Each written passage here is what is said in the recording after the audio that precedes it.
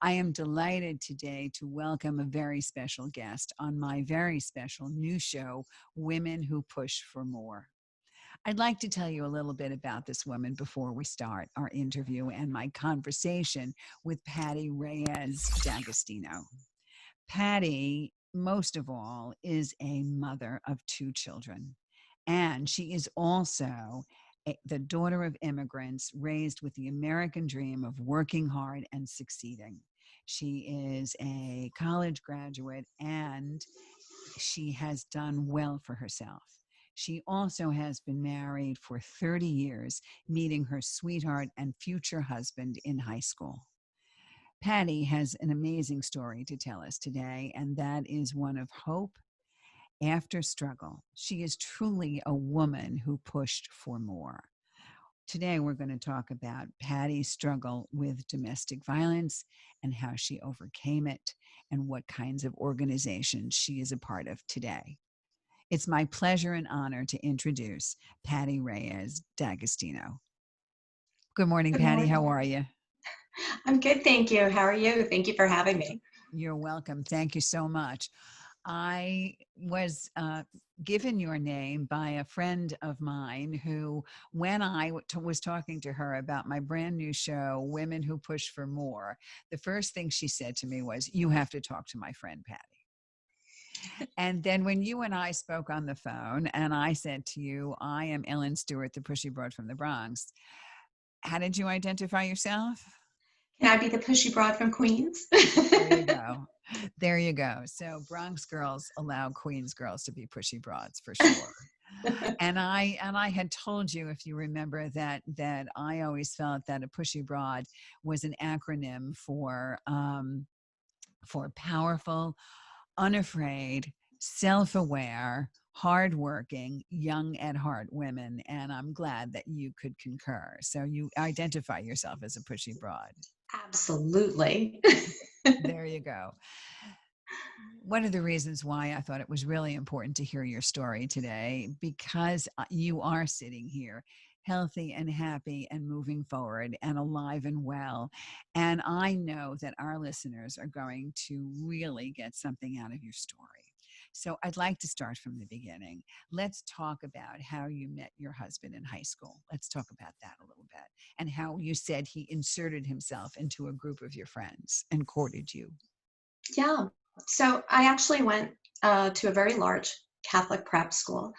Um, there were probably 800 students just in our class, not the whole school, just the class. So it wasn't really easy to meet a group of people. So he started hanging out with us and tried to insert himself as being a friend, and I was very charmed by him and fell in love. Um, I was inexperienced. I thought, this is it. What did I know? I was 16. Anybody could tell me that that wasn't it, and I would have said, no, of course it is. This is true love. This is great. We got married quite young. We got married at 20. Um, that wasn't unusual coming from a Latin family, but it was certainly not expected. But I promised, and I was driven from a very young age. So I actually finished my college degree by the time we got married. Uh, I had graduated from high school with a lot of AP credits, and I went to Pace University. So we had a lot of interim little semesters. So winter break, you could take a course. There was 2 spring breaks, 1 summer break. It was quite possible to finish. So I did. I finished with my 4-year degree in 2 years and got married and bought a house and started a career. Wow, that certainly was a woman already who pushed for more. You finished 4 years of college in 2 years, Mm-hmm. husband and house. There And you house. were. Okay, Yeah. so let's continue the story. So things were moving along as they do with married couples, and they were in our relationship. There were always highs and lows, things that I might have ignored, jealousy, for one. Explain that a little bit. Things you might have ignored. What kind of jealousy? What kind of situations would you have passed? Would you now not pass over? Let's put it that way. Um, I would describe them as jealous fits, whether it was talking to somebody else or not knowing where I was. At the time, it was explained to me by him as my fault, or it was specifically related to something that I did. Um, Okay, so what you're saying is if you were talking to someone else, preferably another guy, I guess, if you were talking to right. another guy quite innocently, or you were in a situation where you were supposed to be someplace and you were someplace else, what would your ex-husband reaction be? What would a jealous fit look like? It would it would start with not talking to you at all, which causes you as a person getting the cold shoulder to say what's wrong, and them to feel like they're trying to protect you, so to speak, from their rage, but they're not. They're just drawing you in. And then it would turn into a tirade of how a, my action may have hurt his feelings, and about the jealousy and how clearly I knew what I was doing, and therefore I did it on purpose. And then that would turn into, it would end with a total, I used to call it rank out, but basically a tirade of insults that are meant to bring you down a notch. I see. So you were supposed to know exactly what you were doing, and you were actually trying to deliberately make him jealous. And this is the point of view that he would come from. And This is he it. would berate you for it and tell you that it was all your fault, that you were doing this deliberately, and you were doing this deliberately to hurt him. And how could you do this to him? So rather an egotistical, rather a narcissistic viewpoint. Yes. A How could you totally do this narciss to me? Exactly. Totally narcissistic. And then the last clincher to the argument was always how he had been disrespected. I see. I see. So this began to take hold, and you mentioned that this kind of began to take hold even in high school, Yes, right? And you had absolutely. mentioned to me before that what happens here, and maybe some of you out there that are first seeing the signs, even those of you who are in high school and experiencing your first love, and maybe just starting to date, understanding some of the signs of what you are saying, that when you find somebody that you care about, they should not take you away from everything else that you care about. Correct? They shouldn't Exactly. I mean, isolate you. a relationship is supposed to make bring out the best in you, not take you away from your interests, your friends, your family, your goals. It is supposed to help you bloom, not cut you off. And this relationship, and it's interesting. After the separation, I went to a high school reunion, and one of my dear friends went with me from way back in high school, and she said, I hate to tell you this now, but I saw this already way back then. I saw this when you were 17 in the cafeteria arguing how he would treat you.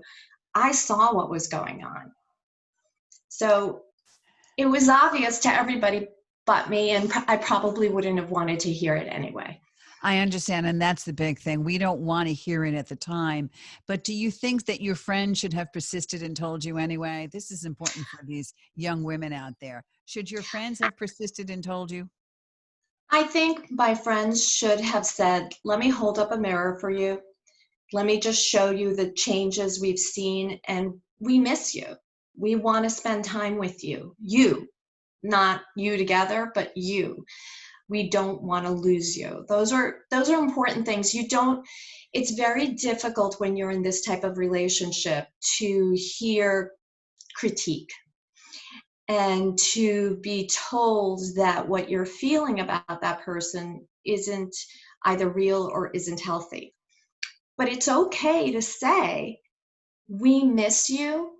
We long for the times that we used to hang out together. How can we still spend time together? Because that's the only way that you're not going to lose touch with that person, even as a family member. Coming down and attacking is never going to resolve it. It's just not. You're going to just dig in your heels and stay in longer. And that's a really important point. And I think for all of our young people out there, especially for the parents of children out there, especially young women that can begin to watch their daughters dating Yes. and have them take a look and see the kind of people that they're surrounding themselves with, the kind of people that they are dating. Are you completely losing yourself in that other person? Okay. And if you are, what you're saying is the way to be receptive to hearing some things rather than shutting everybody else further is to understand their appeal to spend more time with you. Yes, Correct? Yes. absolutely. So those were your early signs, and now you're in early matrimony and you're beginning to see more and more signs of control. Yes. Yes. And you're beginning to see more and more signs of self centeredness on the part of your ex husband. How is this beginning to escalate?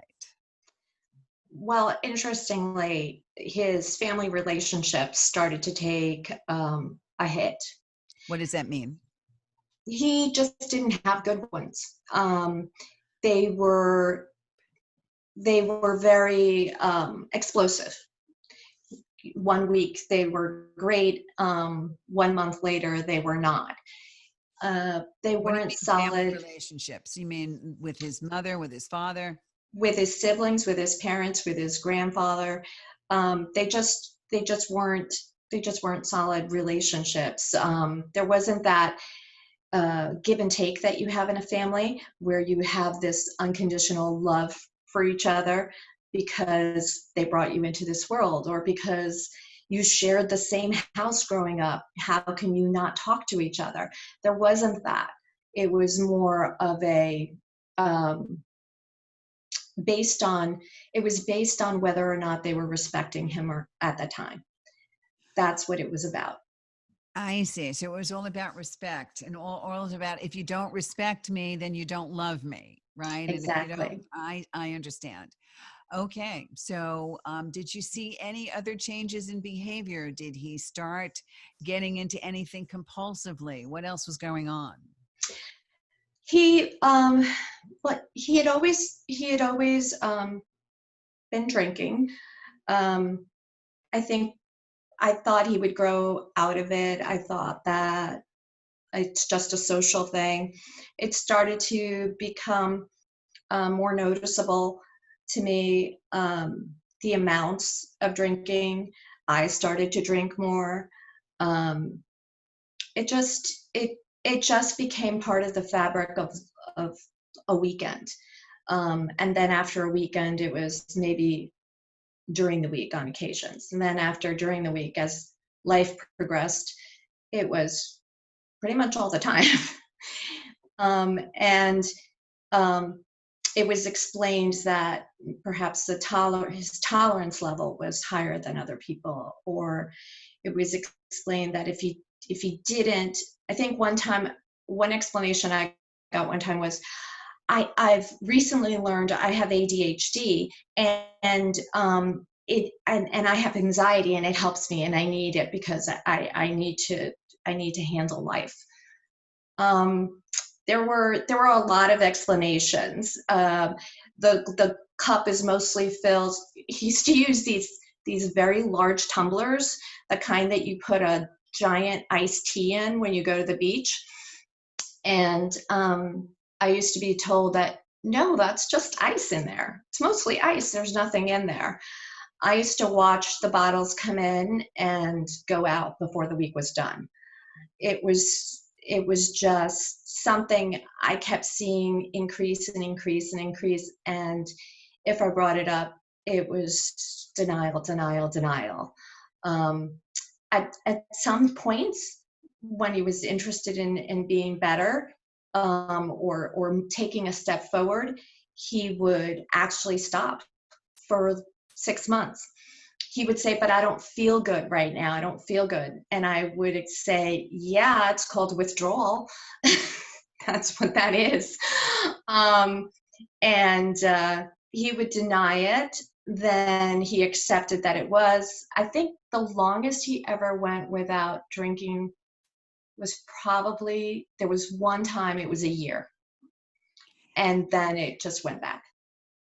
Okay, so during that time, I mean, certainly what you're saying to me and what you're describing to me is something that we have heard before, and certainly my career as an empowerment coach and as a recovery coach, I have been around women who have suffered from trauma in the form of domestic violence from active addicts or alcoholic husbands or partners.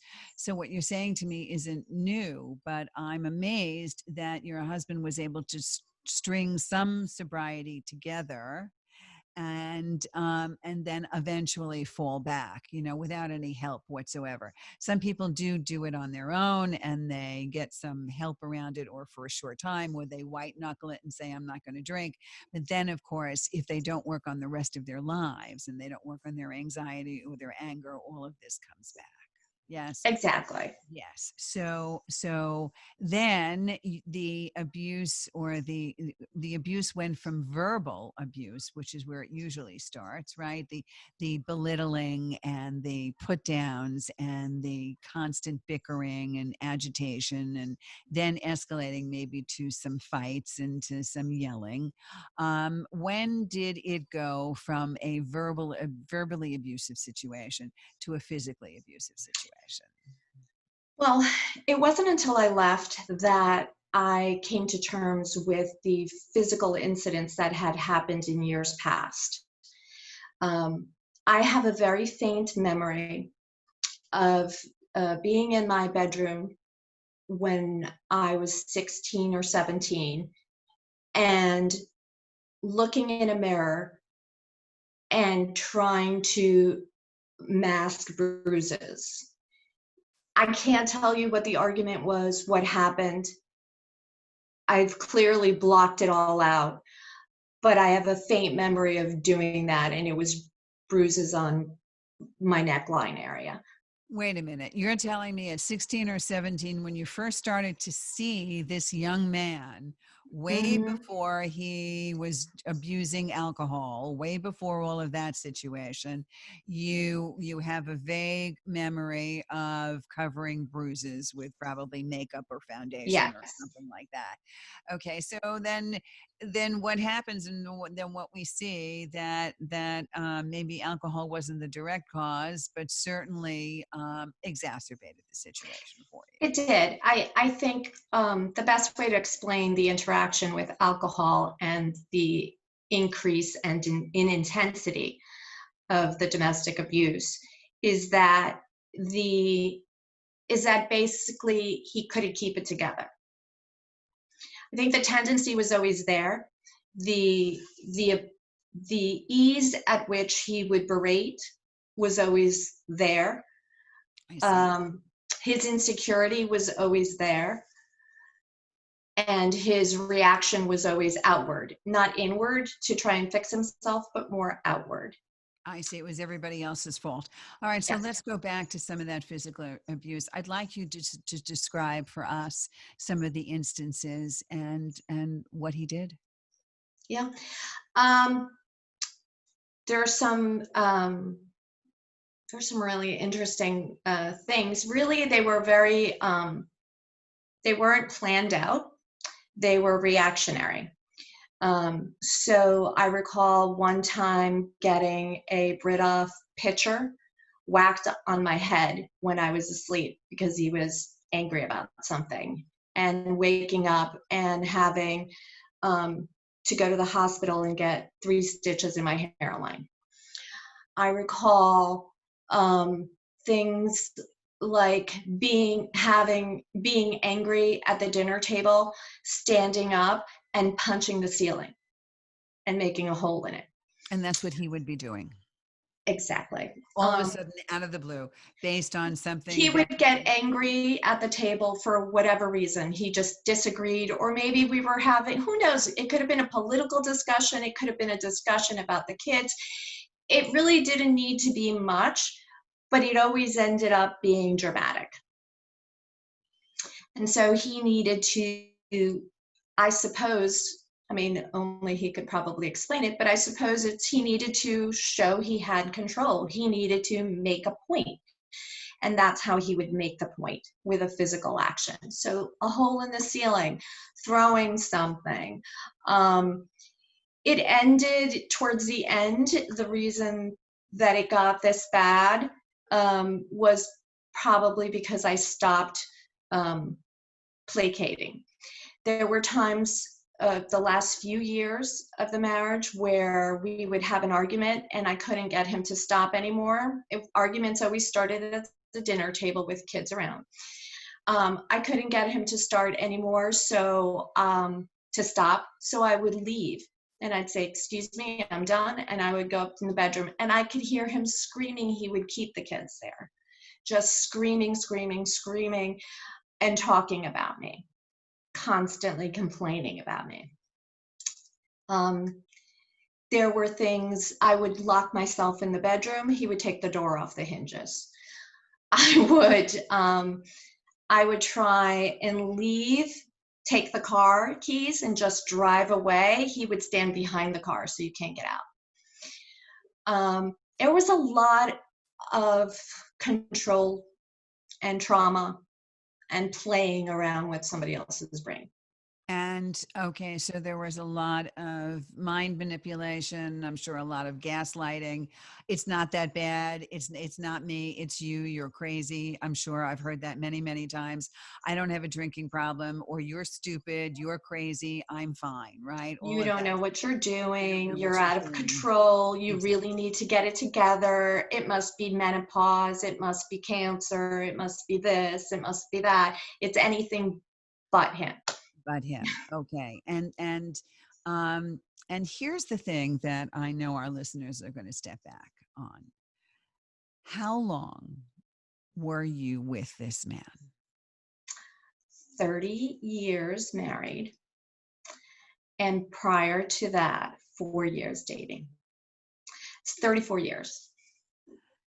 So everybody out in Transformation Talk Radio Land is asking the same question. You saw the signs. You saw them from when you were 16 years old, standing in front of that mirror, having a flashback and looking at your bruises. You continue to see the signs. Why did you wait so long? Explain to us what made you Just, stay. yeah, there's a few reasons. One is quitting would be failing. I didn't want to fail. Just back up a little bit so I can see your face. Yes, thank you. Good. So quitting, giving up on the marriage, giving up on the relationship would have been failing, and I certainly didn't want to do that. I loved him. I fell in love with him. So if he said he was sorry, which abusers are very good at saying they're sorry, I would believe him. And I felt I didn't have a good enough reason not to believe him. Then things got more complicated because I had children. So how was I going to leave when I have children?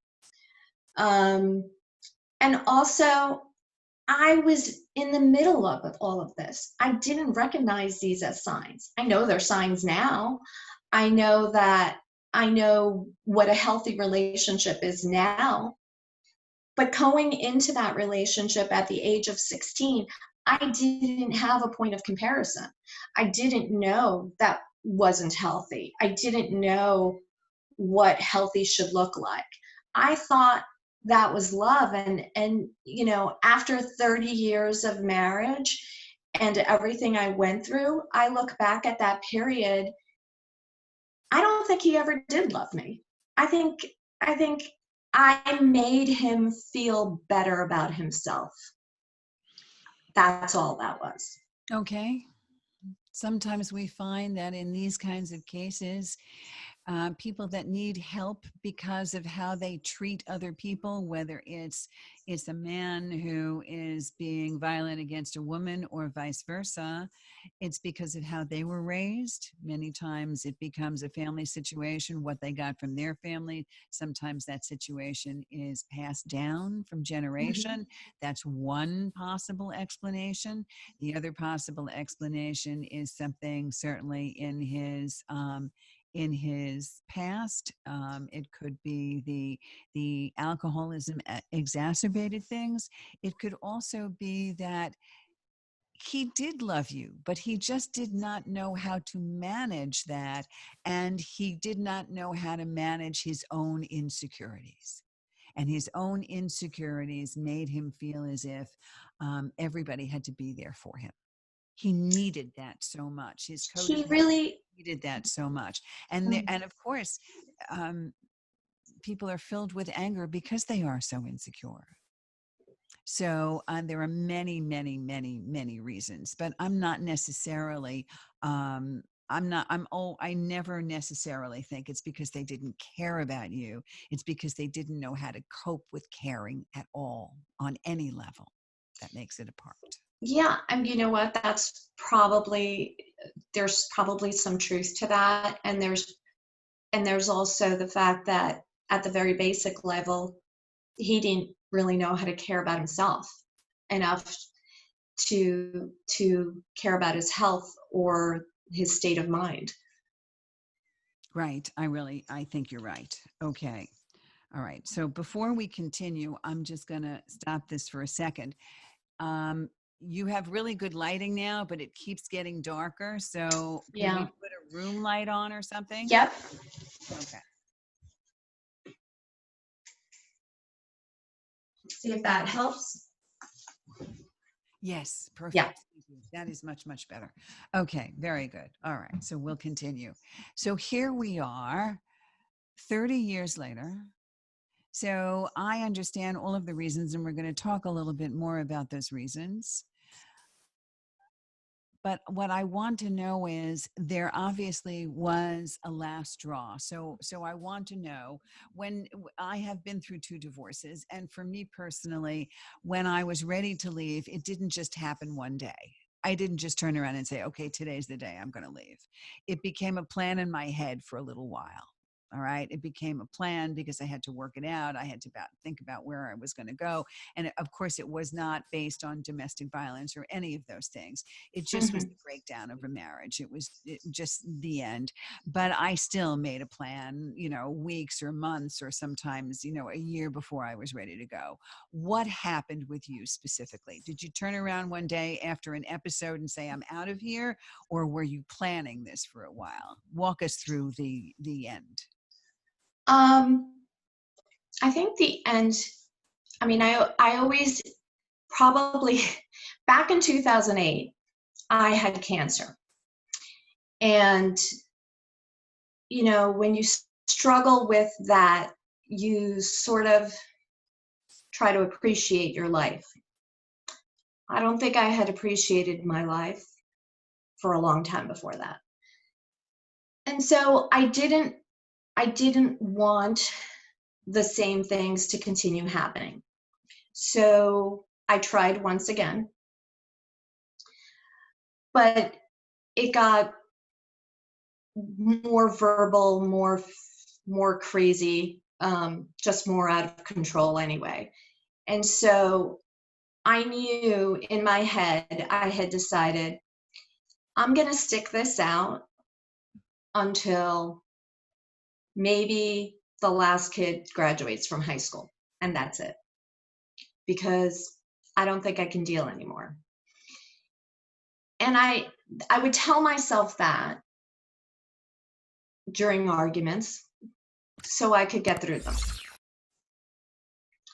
I wrote myself little notes and hid them, so that I could go back and look at them. Um, but I wasn't really physically planning anything. I wasn't putting away money. I wasn't doing anything of that sort. Mostly for fear. I didn't even know how I was going to be able to do any of that. But the arguing got so bad that I hit rock bottom. Rock bottom for me. Rock bottom for me was, it was such a traumatic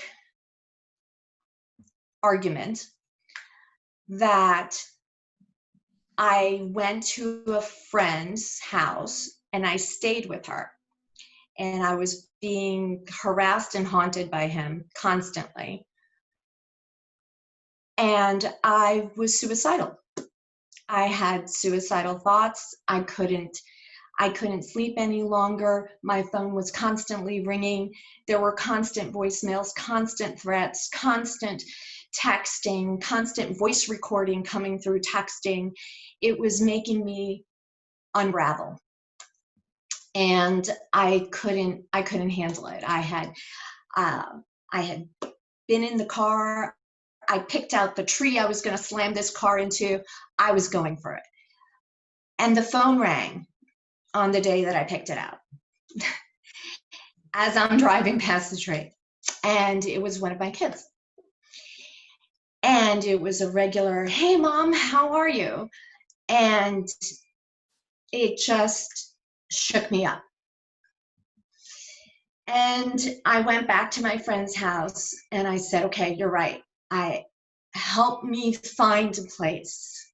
Help me find a place where I can go away for a while and get my head straight, because somebody has to take this person out of me, because I'm literally dying." So we found a place. We got it approved with the insurance company. I had to go back to the house to pick up some things.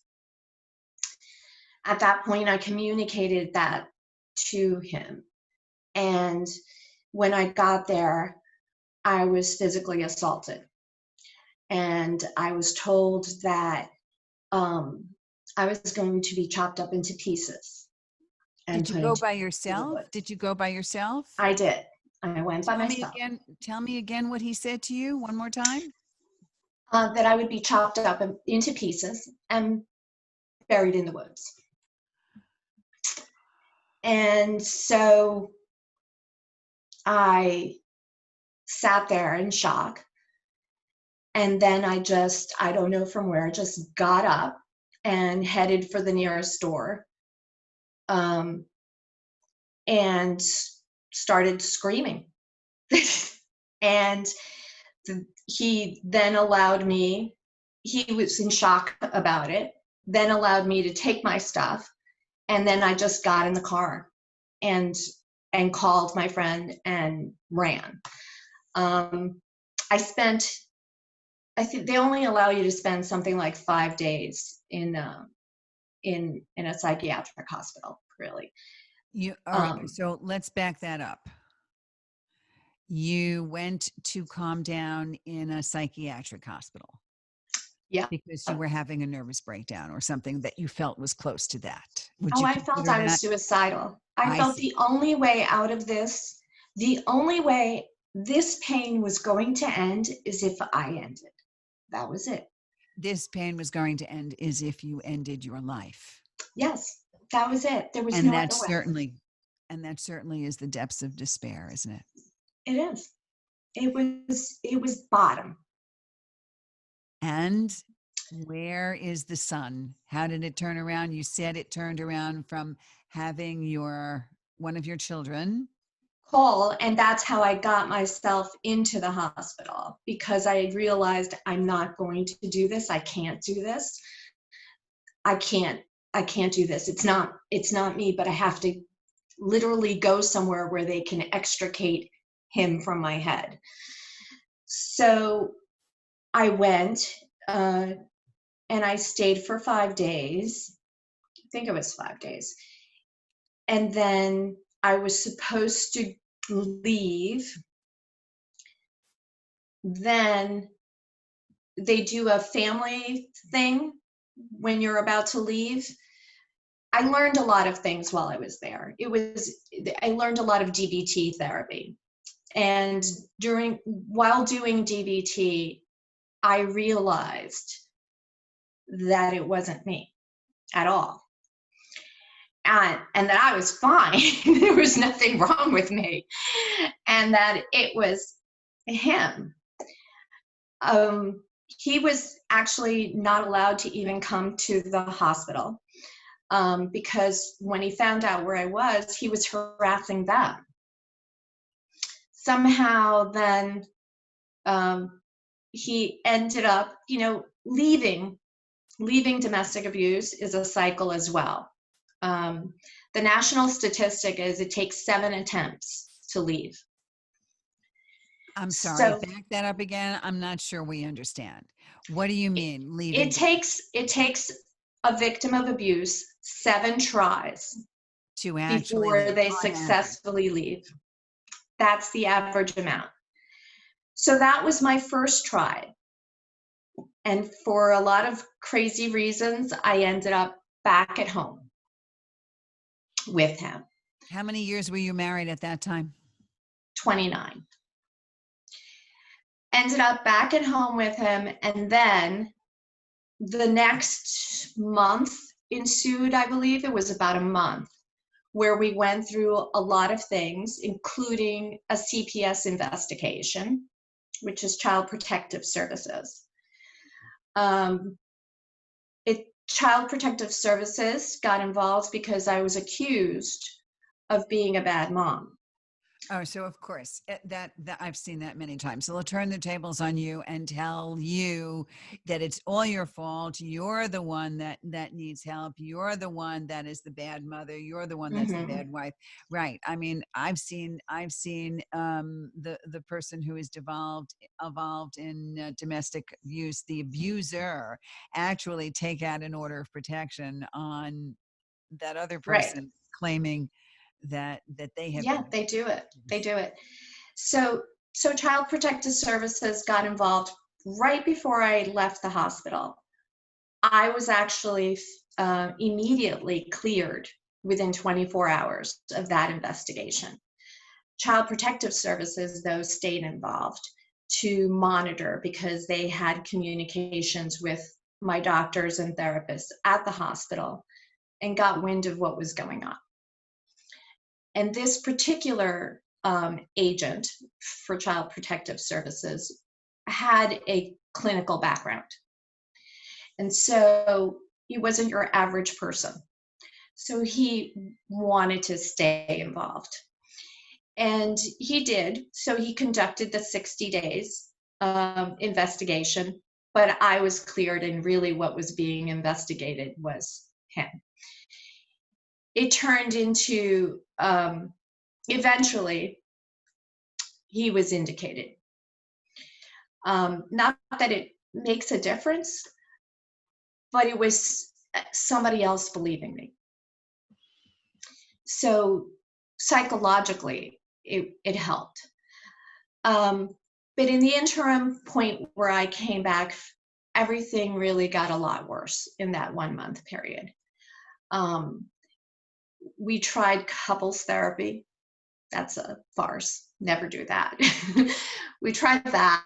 Well, I mean, it does work for a lot of people, but when you're in a situation where you have someone that is mentally and physically abusing you, unless they are getting their own help on their own and even realize that this is a problem, couples therapy may not be the initial answer for you, Right. for It this doesn't. particular Yeah. situation. It doesn't work if the balance of power and control is off. It just doesn't. And so that therapist also took notice, and that therapist also pointed it out to him and to me. Things sort of just devolved and kept getting worse and worse during that 1 month period. The last thing that it ended with was a physical assault that started on, let's see, March 31st and ended April 1st. On March 31st, Of what year? 2016. On March 31st, we got into an argument. It was financial. It ended with physically being assaulted, and told to leave the house the next day. And I said, no, yeah, I'll do that. I thought, this is my way out. I've just let him know that he won. This is great. This is my way out. I don't know where I'm going, but I'll just pack a bag tomorrow and go. First thing I did in the morning after getting ready is just pack the bag. I had a little bag ready, and I went to go take it. And then I was told that no, I needed to do some paperwork because this financial issue is, I needed to handle the applications and do whatever had to be done. Okay, all right. So I did that. Then I was just about done. What I saw was a 1.75 liter of Dewar's start from being full at 8 o'clock in the morning, and by 11 o'clock in the morning was halfway gone.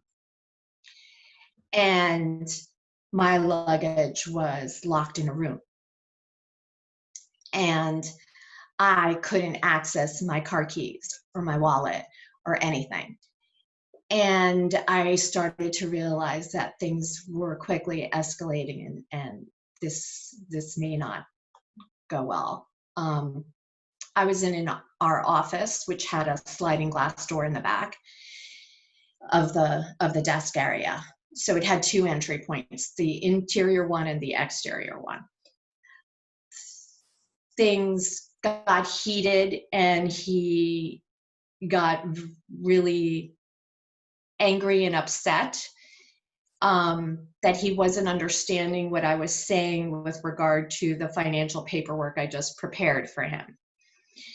And I started to be told a story of an altercation from his past, and told that that's what happened to that person when they disrespected me. What was that? He got into a physical brawl with the person. And he said, that's, and that's what happens when people disrespect me. So he was essentially threatening me. So I went out the sliding back door. I just got up, unlocked it, and slid out as quick as I could. He was on the other side of the desk. And we got into a physical altercation outside because he was trying to drag me back inside. And I held on to a fence for dear life. And I screamed, and I was put into a chokehold, and I actually bit him so he would let go. And then I was thrown to the ground, and I screamed and yelled and flailed, literally. I knew I couldn't overpower him, but I knew that if I moved around enough and made enough noise, that was my only chance. So I did that until he got frightened that somebody would hear, and he went inside. And then I walked. So I had nothing on me, and I just walked 3 miles to the nearest phone. Wow. And that was on April 1st of 2016. Right. And I say it all the time, but it's pretty ironic. It's April Fool's Day. Yes. Well, it's the day you stopped being a fool, so to speak. So to It's the day speak. your eyes were really opened. Exactly. You were not going to be a fool any longer. So No, I think I had to. celebration. Yeah, it is. So let's talk about since that time. It's been 4 years, and there's just a couple of things that I want to touch on for that moment. But I want you to talk about some of your work now, and where your children are in this, and how supportive they are of you now. And let's talk about what's happened since then, and the kind of work that you're doing to help other women who are victims of domestic violence. So let's talk about that a little bit. Okay, well, so one of the things that I wanted to do was gain as many skills as I possibly could to help people going forward because I realized how difficult it is to get out of this situation. Um, so I took a divorce mediation course so I could understand the law better and really have thoughtful conversations with people. I took a crisis counseling course from the Department of Health so I could understand, how to de-escalate the conversation and have a person be present. Because when you're dealing with trauma, it's very difficult to have a conversation that you're even going to remember. So I took that course as well. And then I joined an organization that was a very small organization in Northeast Westchester that was about um, creating awareness about domestic violence, and it was uniting people as a front. Northeast Westchester happens to be geographically very distant from where all the agencies in the court system is. All agencies and court systems are at White Plains and South. And And we're talking about New York because and this we're is talking another about New country. York. Yes. Yes, we're talking about New York. So in this one county, White Plains from Northeast Westchester, if you happen to live there, is easily 45 minutes away. If you need to go to court for an order of protection, it's 45 minutes to get there, not to mention the time to get the paperwork written, sit down with an attorney if you're lucky enough to afford one or get one, or even receive counseling for domestic violence. It's all far away. And so it's unfortunate that that was the case. And rather than reinvent the wheel and start a new agency and figure that out, we realized that there are plenty of agencies that do the work well, but they're down county. What if we created a space where they could access the client, it would be closer to home, they could access the service, and they would be in their own environment and it wouldn't be as far. So we created New Dawn Family Resource Center, and we co-founded this organization to be essentially a space. 5 towns collaborated on it, and they're the 5 towns that are in that Northeast Westchester County pocket. We also received a grant for what's called risk reduction. So we were the host place for risk reduction. And what risk reduction does is it focuses around a questionnaire from Jackie Campbell, who was an RN nurse that did some research regarding it. And it's a series of questions that have been statistically proven that if you answer these questions and then you rate it the way that they're showing you how to do it, it can tell you whether this particular victim is at a high risk for lethality or not. And if you answer the top 3 questions, yes, it's an automatic high risk for lethality. And so it's just a tool that not only counselors but police can use in order to identify who's at highest risk and what needs to be done.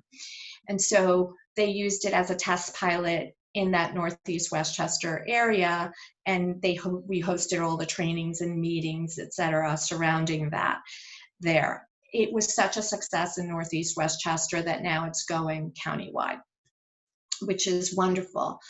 And it's also an important tool for police because it can understand what they're walking into if they can do this one questionnaire, which is really very simple. It's 10 questions. Is this questionnaire available for publication for anybody that wants to tap into it? You can look it up, the Jackie Campbell risk assessment, but you need to be trained in order to use it. I'm sure somebody has it up there on a PDF, but you do have to undergo training in order for you to understand how to ask the questions and use it properly. But it's a very important tool for all communities and police departments to be using at this stage. So the foundation that you're currently a part of, when was its inception? 2016, 2017? It actually was started in late 2017, but was incorporated in 2018. And tell me about it, some of its success. Well, some of its success is this particular bringing to light this particular program and hosting it, and now that it's moving on. The other successes that it's had is to actually be the space there for victims of abuse so that they don't have to leave their area, their location. You know, it's located within the 5 towns area, but it is far closer for you to go there than it is for you to drive 40 minutes to White Plains or 50 minutes and sit there and hopefully see somebody.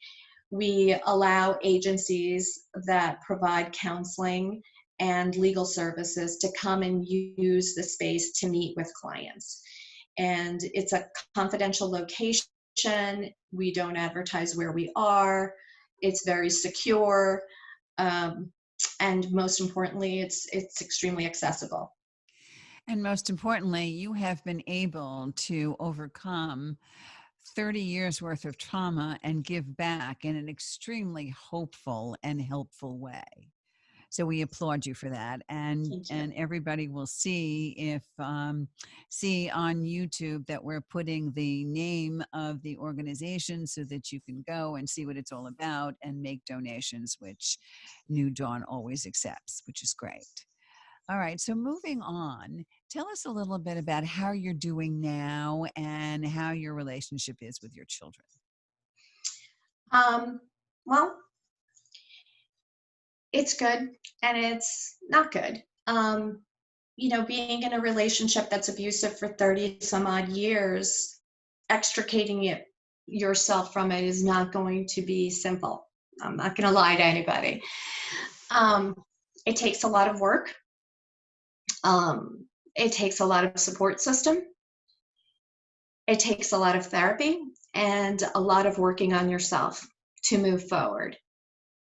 But after doing that and being dedicated to it, my personal life in terms of career is great. It's very fulfilling. I'm actually in now a healthy relationship, so that's fabulous. Fantastic. I actually can appreciate and know what it is, so that's wonderful. Back to the children, unfortunately, abuse tends to have repercussions on everybody.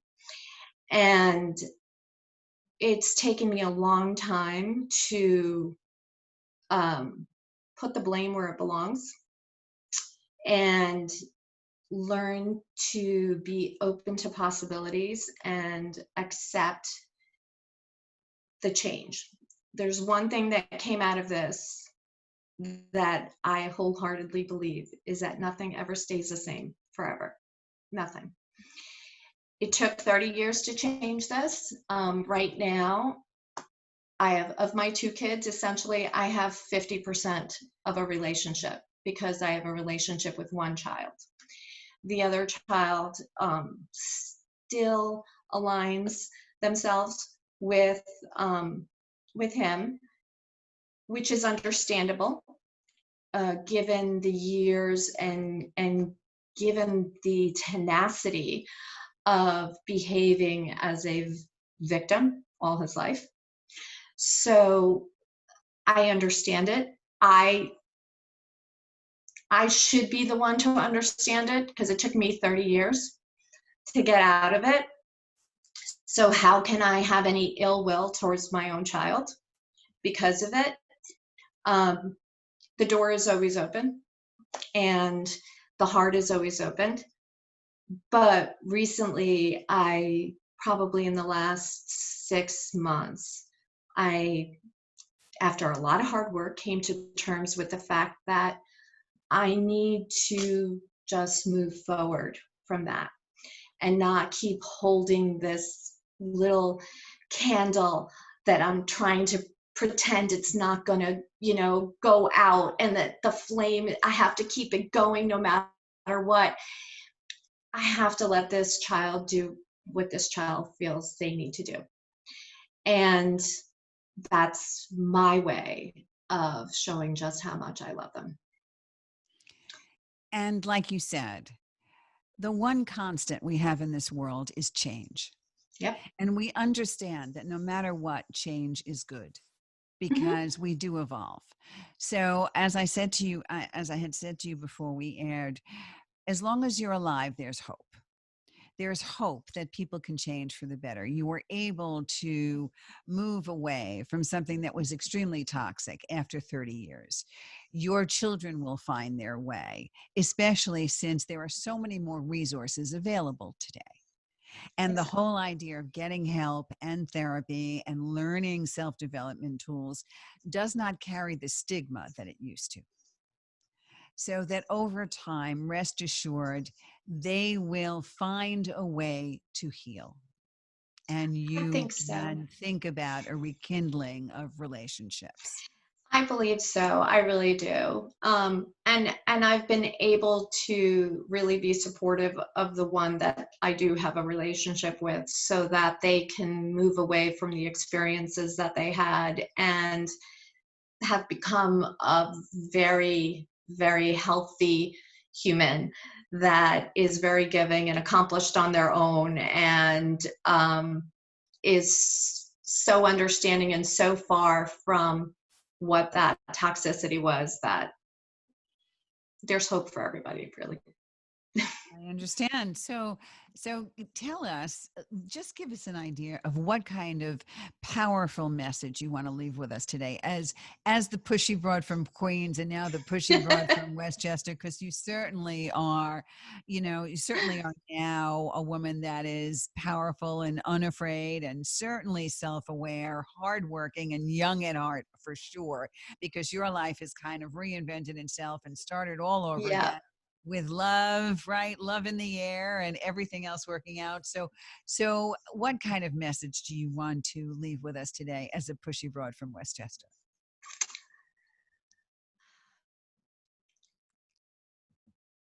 Don't close doors on yourself. There is always hope. There's always a light inside of you. And as I tell my own child, there's plenty of people that out there that aren't helpful. You don't need to be the first one in line when it comes to you. Love yourself and give yourself every opportunity that you would your own child. And this is a really hard and difficult thing to accept, whether it's an abusive situation, or whether you're just oppressed in some way.